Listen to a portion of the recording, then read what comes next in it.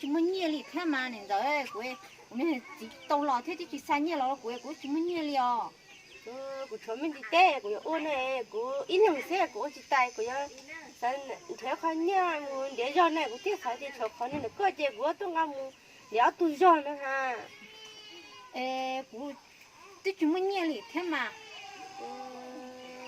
yên đó mà chế hết một to ấy cũng một cá nhưng cho nó trong có cái tê sao có hai cá lò của tôi chỉ muốn nhẹ thì gần đó xưa nó thì ông đỡ mà như thế có cả nó lo ông đỡ lo lấy này ông đỡ ông đỡ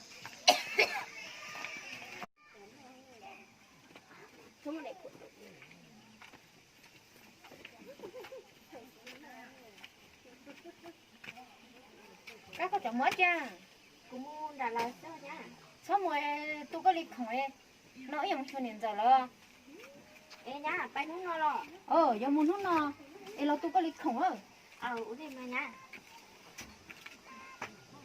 các con tôi bắt tay lại cái không á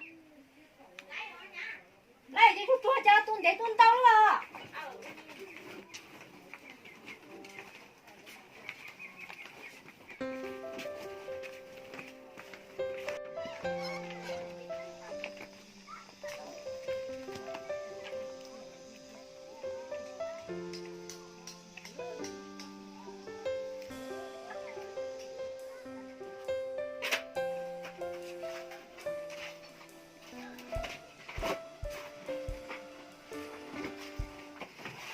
lấy tôi rồi nha tôi không bác cha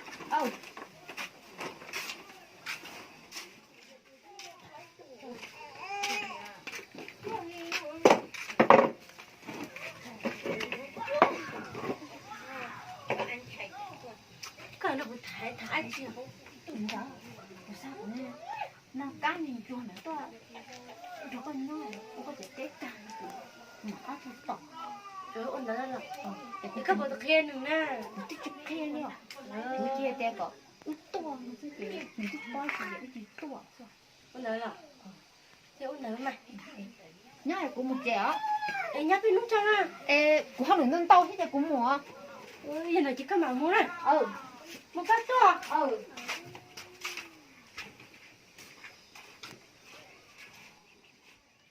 ba nhà này tức là nhà tôi thấy hiện giờ trai nhà mua chỉ cho nhá chỉ hai cú đi nó nói chỉ bỏ nhà đi nè cao cái thằng giàu ấy cái lúc cầu mua nói say cái chi say thì cháu này té chứ nó to mất tụt búa em mua trên đó nó cái này muốn tao của tôi mình xài à của tôi mình xài là nấu lẩu vậy muốn tao của tôi mình xài nè đi mà hiện giờ tao đấy mà mua chua lò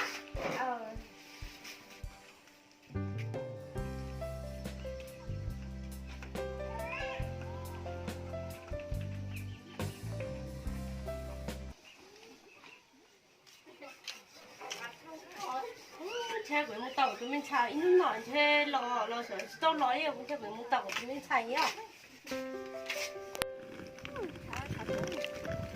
mình xài cái tức là đó lo nè chắc các con tao nó chỉ còn một gì chứ chả có còn của chỉ chỉ nhỏ mình xài cũng thích tôi cái tàu này cũng thích tôi trò đi lên nào cũng tôi trò nó bác hai sao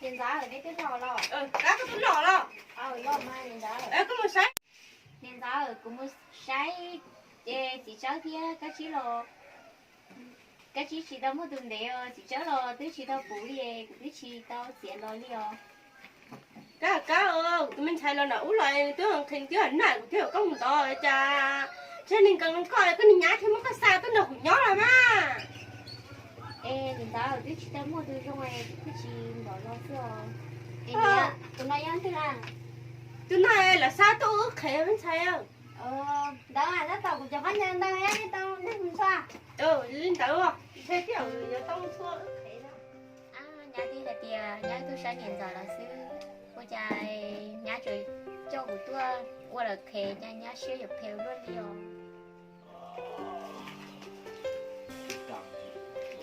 哦，孙爸，你好啊。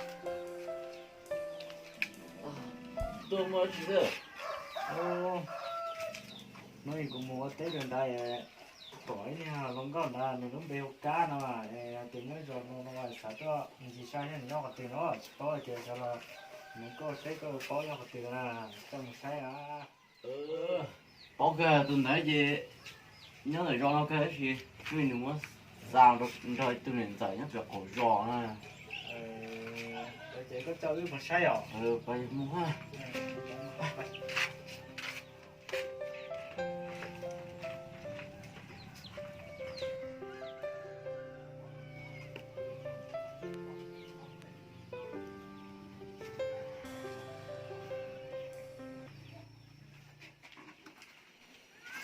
Nhớ chuyện sao đó?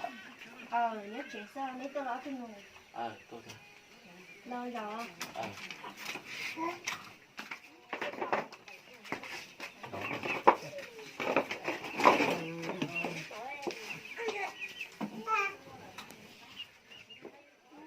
Mấy tôi lo rồi mấy tôi. Tôi là nó thì rồi cá sao tôi nên nhớ chuyện đó bây giờ nó. Rồi giờ mà rồi chữ lên nhà nó mất xa tôi khéo. Bây giờ lão xa tôi cũng nhớ thế nè, nên mua luôn nhá, nên sản gì nữa. Ý sợ tôi là thả tôi là luôn đó ha. Nhưng nhau chỗ nào mà còn mà chết tôi. À, qua từ mình tôi em đòi thì tôi chỉ con rồi, không sáng từ rồi chỉ tao bao rồi. Đi sao rồi đi. Nhưng mà đúng là cháu chỉ bao nhá. Nét tua lo tôi sao? nó có ngoài cá Từ mặt mỏng đâu vậy? Tôi. Đúng rồi, nếu là tôi nói sẽ là nếu tôi muốn lấy chưa. cái chuyện phát triển tôi sai có sao thì tôi ăn đứa chỉ bỏ cái nền tim nó có sao bên đó có nền giải nhớ nổi rồi Yêu cơ mà. Đúng rồi, bây giờ em nhá đã của hai tia có ý tôi sai nên giờ là nó chỉ ý tôi sao chỉ nhá phải chỉ là nhá chỉ phải của nó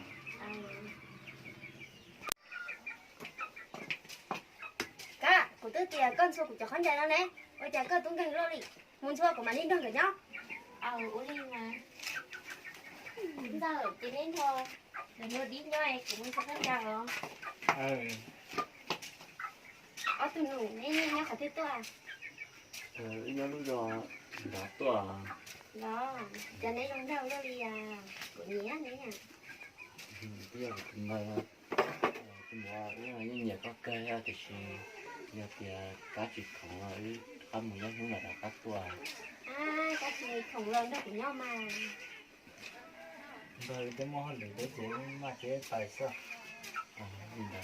tài chế tới một cái mà để tài sao Đó, cái này đó nè. mà biết tài à Đâu mà, chè bà nhá hả tôi à. Chè chè gì như thế là. Nhá, của nhá, ông không phải tài ra lấy chuyện này của kia. Có có món gì ba, có được nhà của này. Tôi không thấy cái thứ này nhau chỉ những cái lò. Đâu của nhau nông trời cá này. Nhà của này. Mình thấy cái sát thở của nó tới mấy này chỉ lo có tiền được rồi thì chết sao nó cả công trò tết tôi tên thầy chỉ xin nhẹ này chắc ô đồ này nhẹ rồi mà mình chuyên là sẽ nằm ba tàu rồi Đó chị muốn con tới chợ ngon nè. ôn đó mà Cho anh chị con xài chị tao bóng. Nha, cho mà có tấm ballet của mặt đây này đó rồi. đi thế Cho nha mà. chỉ hai đứa chỗ kiểu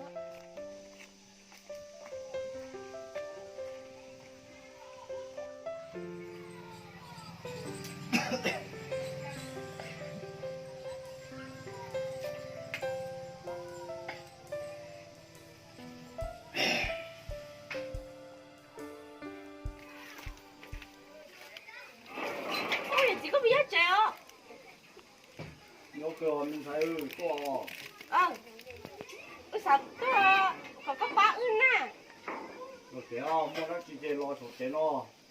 Làm sao cũng làm nè. Làm thế luôn. Rồi mới có mình xài. thì chữ nó thì có cho khẩu công này có một cho À, cụ cho mình chỉ thêm mà mình xài nên nếu có cụ ba một cái ba chỉ là.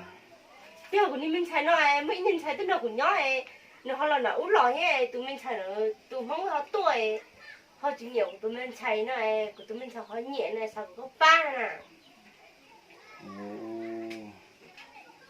Ồ, có tụ luôn rồi hắn nhẹ có tụ xài nó. được cái mà ấy thế tôi cho nó có Có bác có xe nên có nhà của em có giữ cha của những mà mua cọc. Có bao nhiêu tiền mà. Của nhà nữa, nhà Tôi nhà cái công sự lần lại, tôi chỉ vô thôi này. rồi sao tôi ở dưới thì thế tôi cho nó Vậy thì tôi thế lo mà. thế là gì các bác nữa nè Bác không. Có mình xài nè, hai lên đây. Nhưng mà chỉ nhiệt tha. có chỉ mua hết sẽ có gì ăn chi sao Chỉ một những thằng này ra, sử dụng gì những thằng đó. thì tôi có gì giống như ứng ba tao không nên thế mà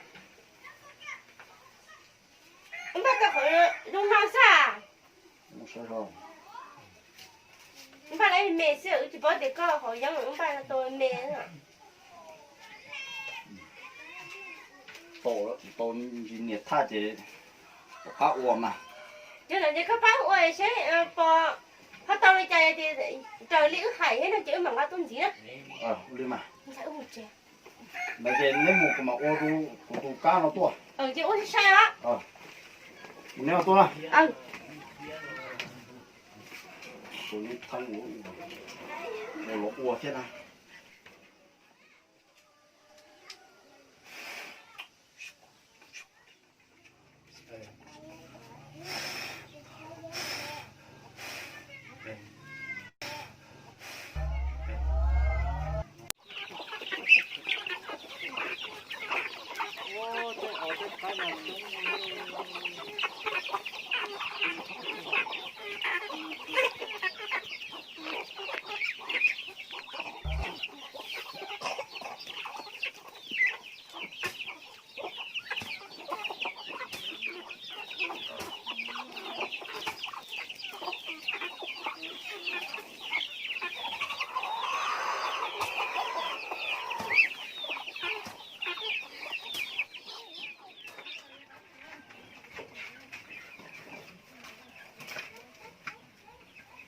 Cái tôi đúng thật. Nó chảy sữa.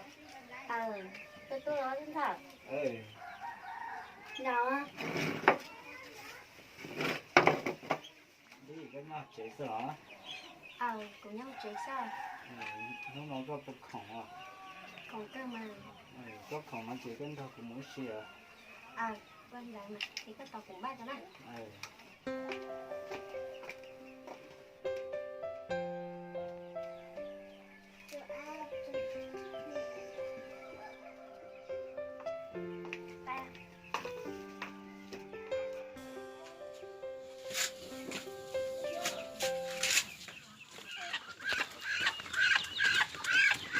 chè xí lọ Có tôi rồi nha. Rồi.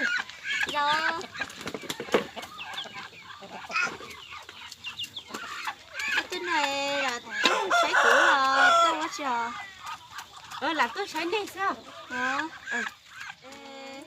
Cụ bỏ bỏ chúng ta đâu thôi đi cho đi là xí thả lò tiếng kia cá hết rồi nè do mà ấy gì của mình thấy nó lò nấu lò chè nửa tôi giờ tôi là thả cái ấy gì mình xài không nhẹ chè nó tôi giờ chỉ nhẹ hết ở chỉ cái này chỉ lọc tốt tàu khởi công rồi nè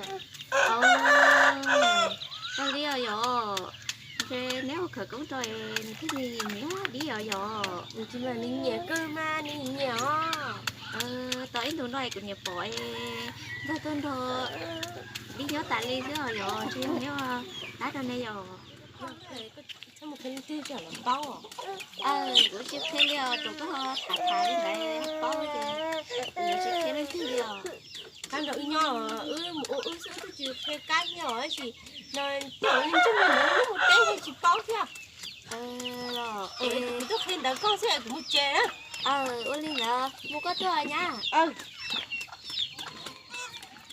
cái tôi là cá có mình sẽ khán giờ rồi mình sẽ khán giả tao bây giờ thì cũng nói với lên thì sao nó có khả năng hỏi cho hello em tên là chị Dung Thái ứng người thành đại rồi thấy tôi quen rồi mà tao cứ sao nó đâu có hay đẹp nó lúc gì cũng thực tế rồi bây giờ cho là tôi của nó sẽ hay cho nó ít được phao tao hay đẹp nó tao đứng ra chỉ tuân được của lo tí giờ hay đẹp rồi bay thổi này gì bố bé hỏi do bé nữa qua thời công tao đứng ra là na nó đứng ra thế chỉ tuân thành của là na cái cũng muốn chỉ phá được của thế nào mua cơm cho lấy con cái gì thủ mà của tiếng nọ cho lâu lại tia do trâu đá cho của con chơi còn ra cá tia thì có cái đỏ đó chị đầu tao của con ha có sự mua anh đỡ tôi sẽ vừa cá tôi thả cái nhưng là mẹ tao anh đỡ nhưng này chơi cũng mát thế thì phải là cũng có chót nữa phải có không đi ra tôi sợ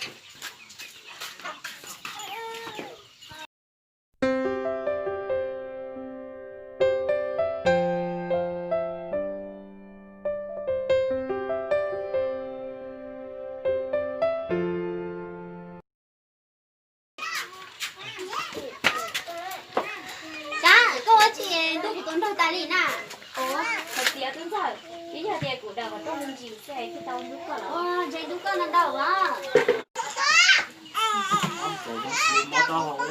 ôi chị xỉu xỉ đi lúc của tôi nó ta liền một chế là cả nhưng mà tao hỏi chế một chế đó chị có muốn hot to mỗi chị lúc của tôi nó ta liền cộng này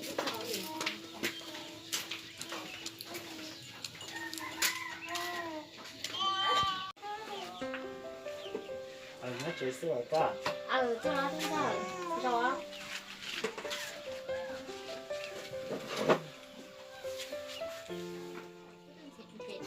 chị nhớ là cũng chia tuần thể tiêu cũng tuần thể cơ sở nó cả có bốc cầm nó cũng nhỏ đúng rồi ta không mà chơi cái chuyện này thích rồi cả nó cũng cho con nó cũng nói chỉ chia có tuần những cái ta là người ta chỉ có tuần những cái thì có khó tiền thì tôi chỉ có một tránh mà có một tiền chỉ có tuần đúng rồi rằng có hay tiếc chưa nhà con chế một đặc của nó nên là đúng rồi nhà cái tiếp của đúng là thả đi ra ôi dục cá này nó cái chuyện coi chả nó của này